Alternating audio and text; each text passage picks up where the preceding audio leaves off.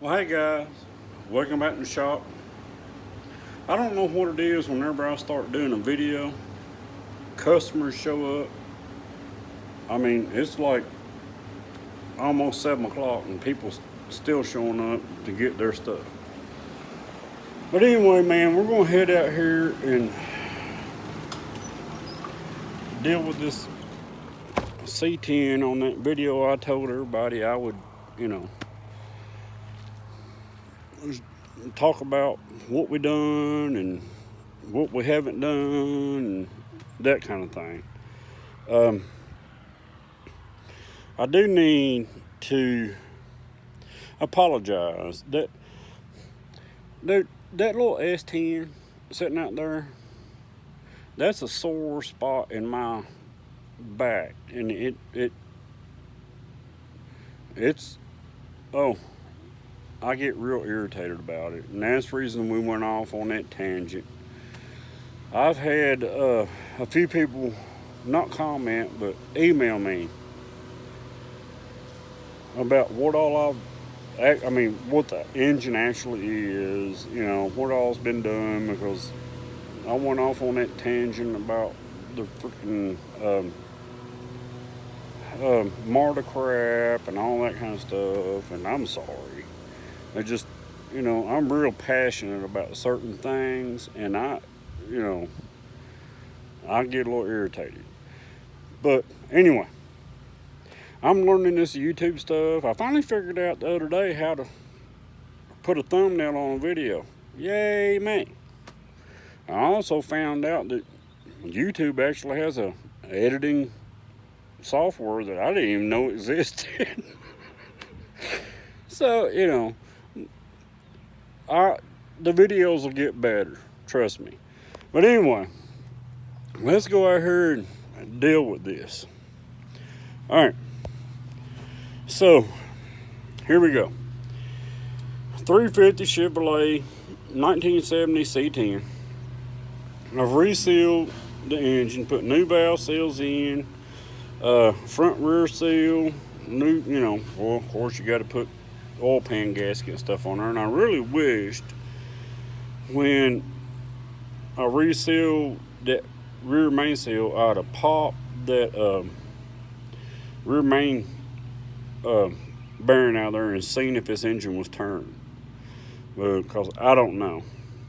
I know what this. I don't know who rebuilt this thing, but this thing is stout. I mean, it does its thing. But anyway, there, I thought it always having a problem with the thing falling flat on its face and all that crap. All right, so the first carburetor that was on this thing, rebuilt it. That's when we figured out that it was falling on its face. So then we're going to go into the video of don't go into a parts place and just ask for stuff, because you're going to get what you ask for. So he walks into the parts place and tells them he's got, 1970 Chevrolet, needs 2-barrel carburetor for it with automatic choke. He comes back with it, man. It's, the intake over here is sitting over here. None of the vacuum ports are right. None of that stuff. So he goes back again when I told him, I said, man, this ain't going to work. So he goes back again and gets another one. They send him back one with electric choke. And I'm like, that's not going to work because it don't have electric choke. It's got, the manual just right off, the intake. So I called him up and give him the part number off the carburetor and said, hey, look, this is what we need. So we finally got that took care of. Still got the problem with the darn thing falling flat on his face. So we went through 2 carburetors now, falling flat on his face. So here's the issue, I think. He decided he didn't want electronic ignition he didn't want point ignition on this thing.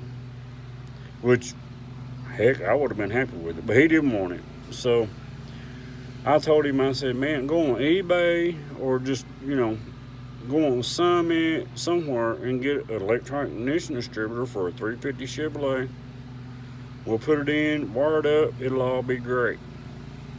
Now, he goes to the parts place and comes back with this BWD stuff, and retrofit kit. Which, if you watch Eric over on what is it, South Main Auto, BWD broke one delivered. I'm thinking that's the issue. As long as it's sitting here idling, it runs fine. Going down the road, it runs fine. But punch that gas one time and really try to take off, it ain't. It'll just freaking bog down and die.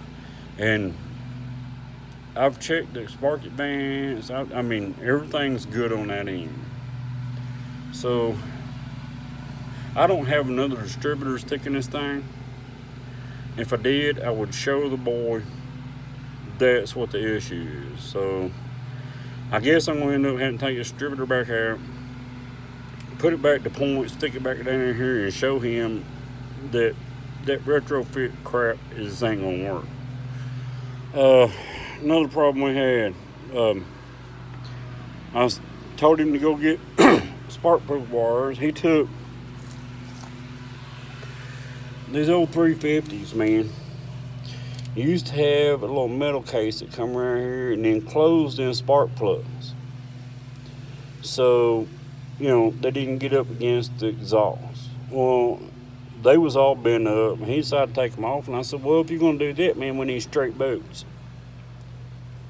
And this is what he come back with. That's the reason all this crap is tied up here, there, whatever. They need straight boots on it, so it just come out and we can put some wire keepers up here and keep it out of the way. But he's even went and bought another set because of how long these are. And I'm like, you still didn't get straight boots, but whatever. Having problems with the brake system. This brake system came off in 1972, and him and a buddy took it off of 72, stuck it on here. They didn't even think about, the rods and stuff, and the brake pedal situation. It's got brakes. The brake pedal is just so low to the floor. It's like it don't have brakes. All right, another problem we had. The exhaust manifolds and stuff, when we took them off there, he just threw them in the back of the truck. Mice built nests all in this crap. It took a day and a half to get all that stuff cleaned out. Same thing with the radiator. He took the radiator and just threw it in the back of the truck. Mice built nests all in that thing. Seriously, that was 4 days of cleaning to get that out. Finally got that done.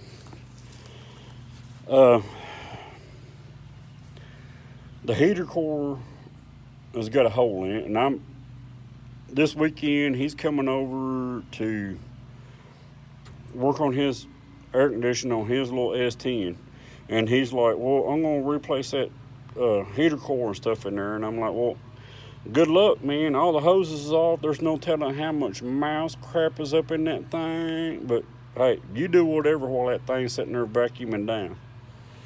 So there's where we are. That's where we're at on all this crap. If you look at the videos, man, the hood sits up in the back. It's just sits up about 1 inch. Well, in order to change the blower motor, this hinge right here has got to come off. So, I'm not going through the trouble of adjusting this hood down when we're going to have to take these hinges back off anyway, just to change that blower motor. So, there's some of them. Like I said, man, this is going to be quick. I ain't got time to stand out here. We've got, this little bracket right here is for the windshield washer. He finally got him a container for this. He ordered that the other day. So, that's why that's not there. And so we got to redo all that, and then, probably have to put a new pump and all that stuff in. All right. The transmission. The transmission. All right. When I started working on this thing, and we've done all the engine crap, got that sitting off to the side, and he goes, "All right, I want to rebuild the transmission that came out of this." And I'm like, "How are you going to do that? We put it in the van. All right, what are you going to do? Go back and search?" Because he had 2 transmissions put in that van. But he had one out of a 72, I think, Chevrolet. It sat on the back of this truck on the tailgate with the transmission pan off of it. And he's like, "Well, this is one I want to rebuild because it's the closest you're going to get to what the truck's supposed to have." All right, whatever. So I commence and turn this thing down. Everything's good, everything. We get down to the bottom end of that thing, and it's just completely ate up. And I'm looking at him, I'm like, "Dude, you got an 85 van out here with a 350 turbo sitting in it. It's got maybe 30,000 miles on that transmission from when you parked it. Let's just jerk that one out, man, and slide up in here. We're done." We don't want to do that. We just want to rebuild that transmission." So, all right. That's why the first one came into play. So then when I tore it down, I just laid all that stuff out there, and I thought to myself, well, I said, the kit's going to cost you $250 because we went with the stage 3. Had everything, he needed. I said, "But we've got parts here that's got to be replaced." I said, and we're talking $500-600 worth of parts on top of that, which is still going to be cheaper than having it rebuilt. I get it. So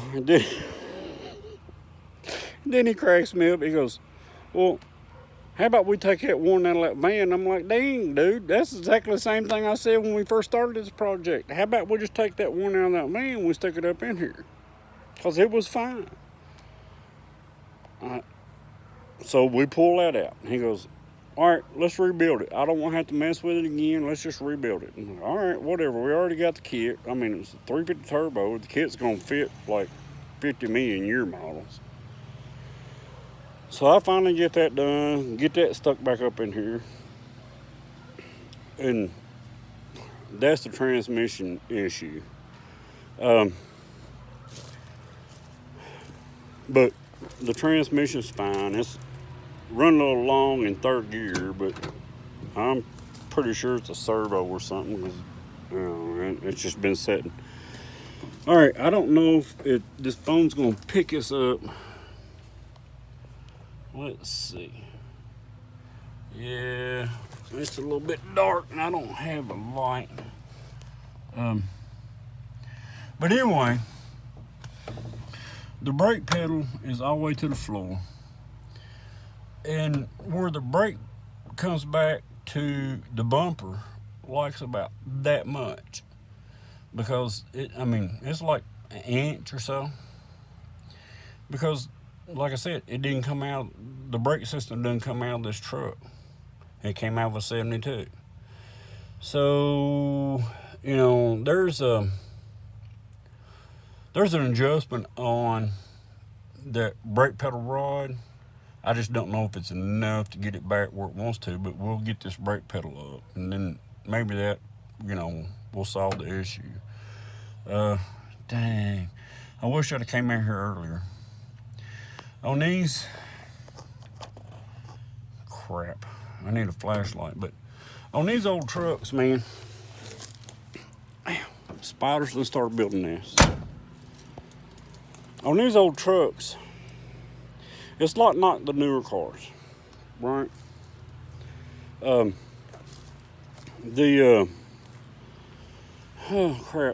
Neutral safety switch and stuff is all manual.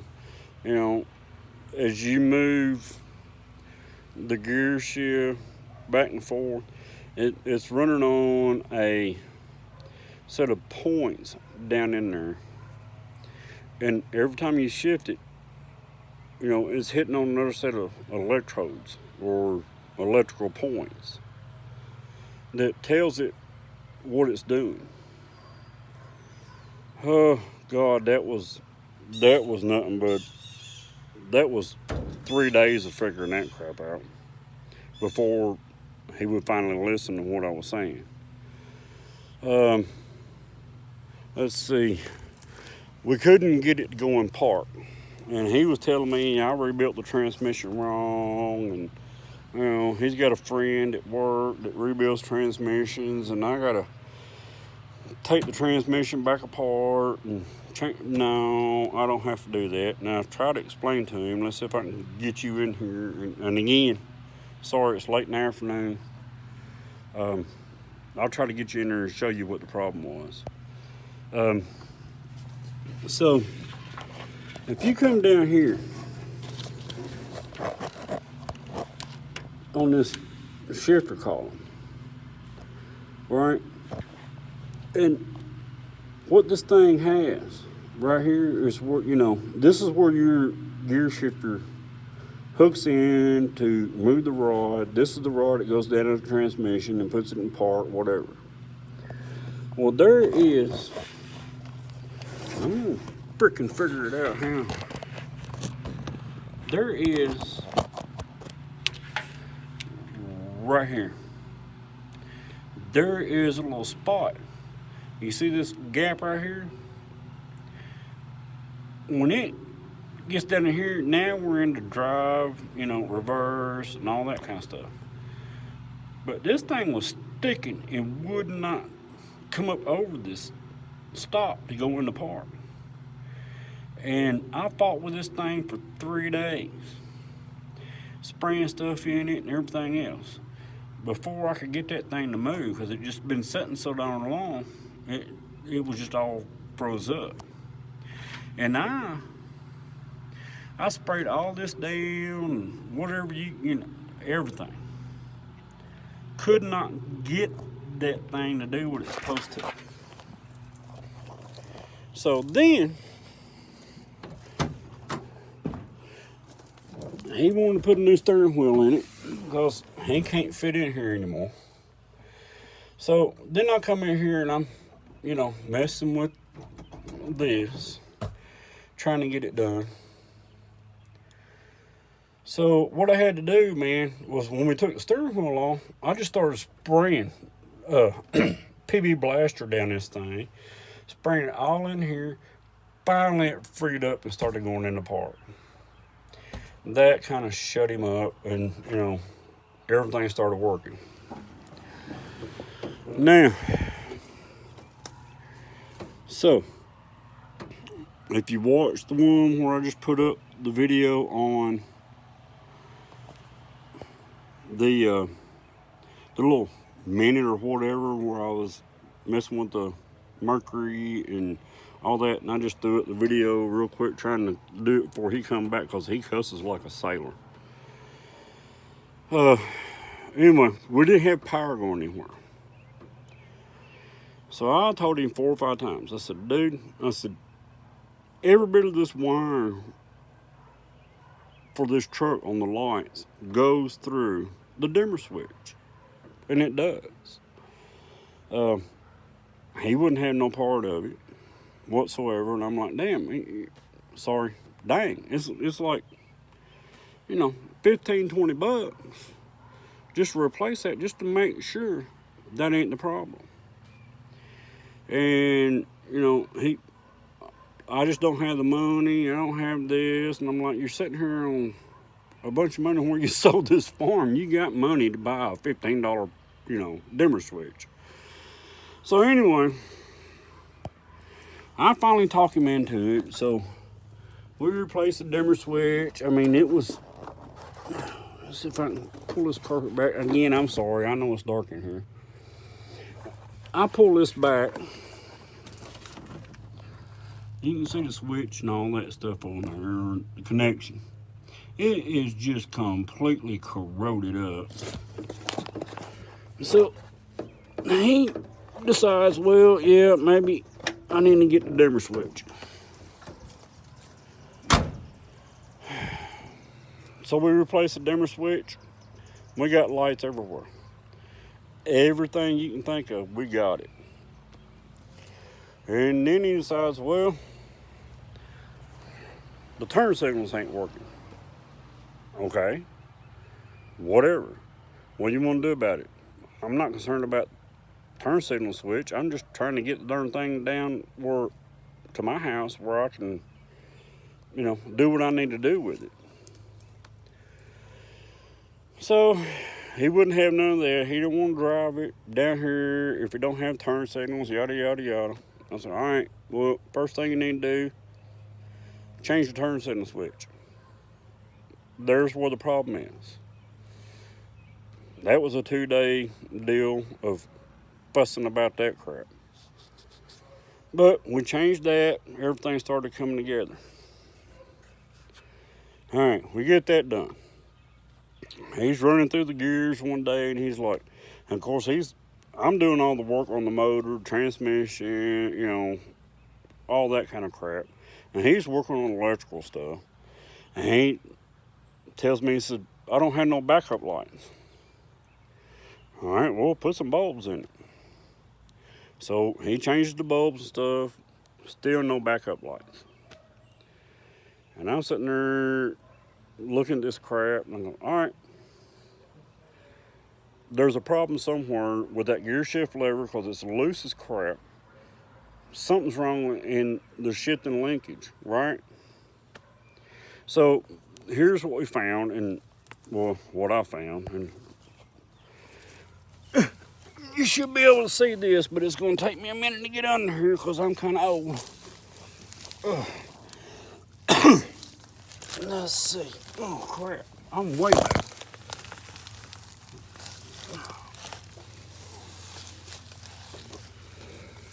So, what the deal is, now I don't know if you can see it. Dang it, I hate that. I should have brought a flashlight, but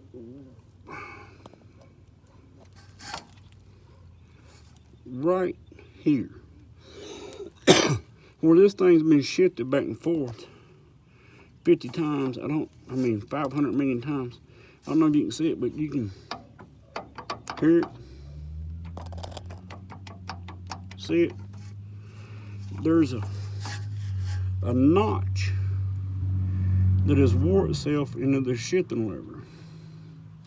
And that's just enough for it not to stay in contact with that, you see it? With that electrical stuff that's up here on the dash. On the steering column. So we're gonna have to take all this back apart, and I'm gonna have to take a welder, and I'll bring you in for that one, and that way you can see. But it's like 1/8 of an inch, and there's where all the play is. So if somebody's got this stuff going on, here's your problem. It's right here. This thing has just gotten pitted out over the years, where it's been shifted so much. But it ain't no big deal. It's just a pain in the butt to get it done. Pull it out, weld up, the little slot, grind it back down where it's flat, and everything's good. Oh, let's see. We got, dang it, I should have got out here earlier. We got a pinion seal going out. Again, sorry, I'm just rolling around on the ground.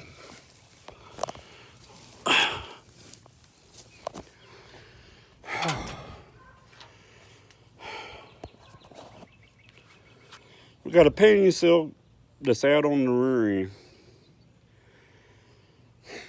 Got to put that in. And I told him, I said, it's been sitting here for 20-something years. I said, we need to take the rear end cover off, drain the, the rear end grease out of it and all that stuff. Really look into it and check it out. Oh, he don't want to do that. He just rather take a pump and pump the grease out and put it back in there. And I'm like, well, that's great, but that grease is probably grease. You know what I'm saying? Grease. So I don't care what he's got to say. We're dropping that differential cover and be done with it. Let's see. That's about the most of it. I mean, it's not really been that hard to get this thing back together because I messed with it, so many times. Now, we did do again, same thing I did before. We replaced all the brakes, replaced all the brake springs, and I told him, I said, dude, we just done this stuff and you just parked it in the barn. If we pull the wheels and hubs off, why do we, if it looks clean in there, why?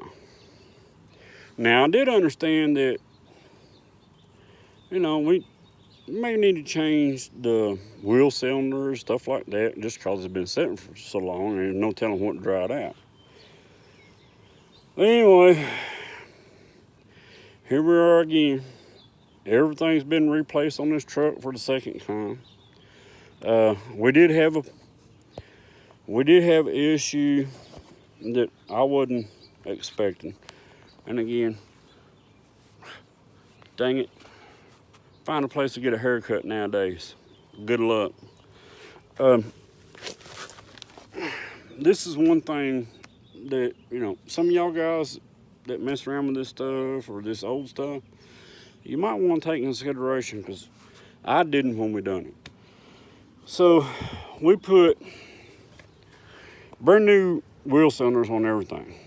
This one right here, man, just kept having air. I don't care what you did, it just had air. So I'm sitting up under here. Crap, we're still at it. But anyway,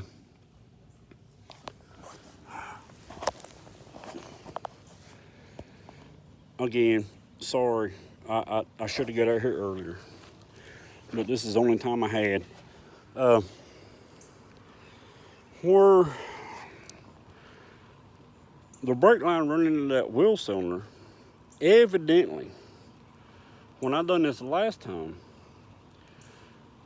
the flaring tool slipped or something, because it just wasn't flared out where it needed to be. And he's telling me, we need to replace all the brake lines, all that stuff. And I'm like, dang, we just done this. And we put, the high dollar crap in there. No reason to redo this again. There's a problem somewhere, real simple, right? So I take it off and I get looking at it, and I'm running the little nut up and down, and I'm like, well, there's the problem, right? Crap, I'll find a place. There's the problem, right? The thing, it's not flared out enough. So I'll take the brake line off, reflare it. Everything's been fine since. I think we're pretty close to done with this stuff. And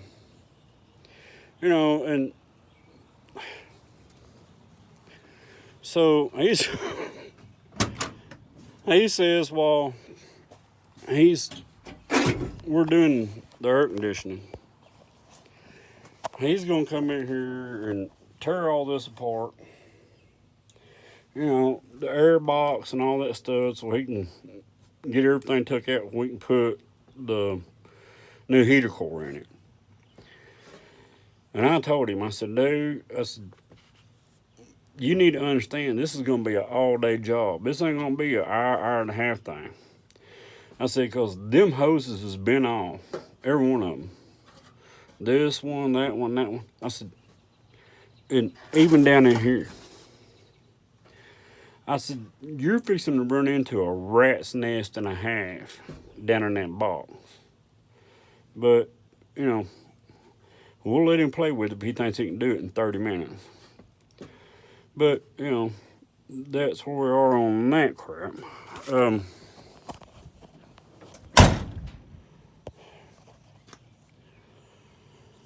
We are looking for, he's looking on LMC for, and again, sorry man, I look like crap, for the exhaust system for this truck. Because he don't want to go spend $800, you know, and I understand that. So he's found on LMC the total exhaust for the truck for $300 plus shipping. And I'm telling him, I said, well, that's all great, you know, but who knows what's going to happen when we start, you know, pulling the bolts off the exhaust, stuff like, you know, the long ones that, crap, hold up the donut gaskets and stuff. I said, all that stuff is probably going to break. I said, then we got to take the exhaust off of it. I mean, the manifolds, change all that crap. I said, you'd be better off, man, just paying the $800 and be done. But no, that's what we're going to do. So there you go, man. You know, when you pull something like this out of a barn and it's been sitting there for 20-something years, you're going to deal with stuff that, you know, it's really not that hard, but it's going to be a pain in the butt. So, you know, there you go. I said I'd put it up. You know, I mean, I've went through this truck twice. And I'm still playing with it. But I'd love to have this truck. I mean, I would love to have it. He's wanting to get rid of all the trim on it. And I'm like, why? You know, why would you do that? That you like a little bit on the door here. I mean, even if I think the trim makes the truck. But, you know, it is what it is. He's wanting to put some kind of bed stuff in the back, you know, that rhino liner or whatever. I'm okay with that, you know. But it's just, it's getting to the point, it's let's get her done, get it over with. But let me see if this thing will start up. I got the key with me this time. And I know the video's running 30 minutes and I really didn't want that to happen. We can keep playing with this thing all day long, man. I can talk about this truck forever.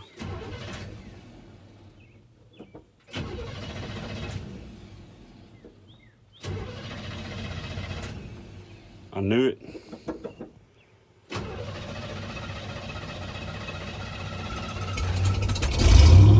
There we go. You touch that gas pedal, dude, it ain't gonna run. It's I got this funny feeling. Let me get over here away from it. I got this funny feeling that the float level is not right in that carburetor. Because I mean, if you touch that gas pedal more than that much, it floods. But we'll let it warm up just a minute, man, and let y'all have a listen to it, man. I mean, it's that truck is, that motor is stout. It is. I've owned quite a few 350s in my time, and I'm telling you, this one right here, I don't know who he had to do that, but they done a good job. And yeah, I'm back in the shop just waiting for this thing to warm up.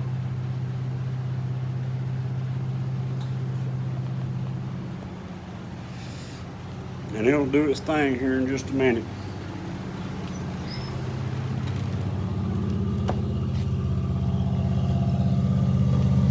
the phone don't do it justice as far as the sound.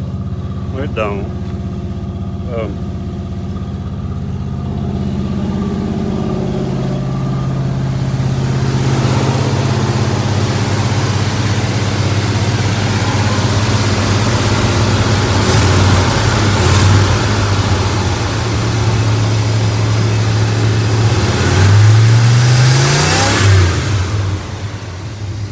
There it goes.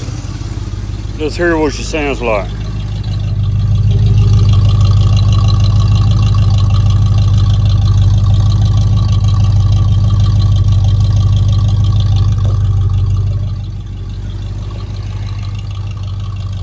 Again,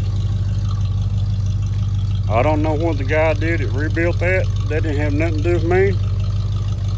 But I'm telling you, this little 350 got some oomph behind it. Anyway, man, that's about it.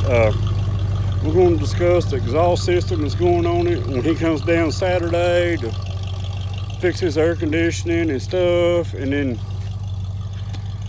you know, we're back to turning bolts on that. I hope some of this stuff might help you out, man. That stuff on the gear shift, and especially on that linkage. A lot of people don't understand that stuff. If that linkage and stuff down to that transmission ain't right, and there's a lot of play in that gear shift,